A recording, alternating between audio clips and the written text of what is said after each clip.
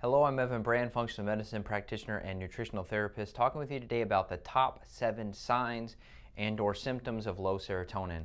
This is the most well-known neurotransmitter. It's a brain chemical that's responsible for optimism and sense of humor and emotional flexibility, several other very important personality traits that most people in society do not have due to a poor diet, a diet that's rich in sugar, a diet that's destroying the gut microbiome. The latest piece of research I found is that 90% of serotonin is produced in the gut. There's small amounts made in other parts of the body, including the brain, but 90+% is in the gut. So we have to always factor in gut health when we're talking about brain health. Some of the symptoms you're going to see: being irritable, being anxious, being negative, being depressed, low self-esteem, having food cravings, especially in the evening. So before you go to bed, you're craving, or you wake up in the middle of the night and you have to eat to go back to sleep.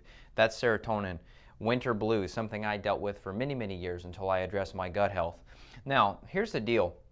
With SSRIs, these are the drugs that conventional doctors or psychiatrists prescribe for depression or low serotonin issues.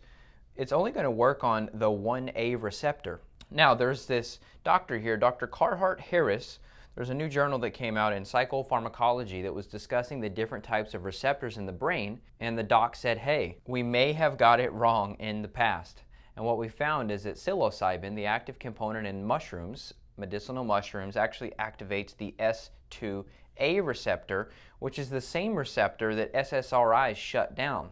Now, are we saying that SSRIs are the one-stop fix or that psilocybin is the one-stop fix? No, but what we're saying is we have to integrate both of these receptor sites if we want to fix depression at its root. Remember, if you have too high levels of a neurotransmitter like serotonin, that can actually cause the same thing as too low.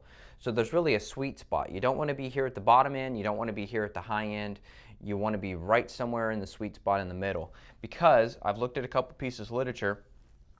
They actually studied someone's brain. They were using these scanning technologies, and they found that the higher the serotonin was in the brain, specifically the amygdala, which is a fear center of your brain, really small piece of the brain, very centrally located, the more serotonin someone had in that part of the brain, the higher their anxiety levels and social phobias. I've got low serotonin, I'm anxious.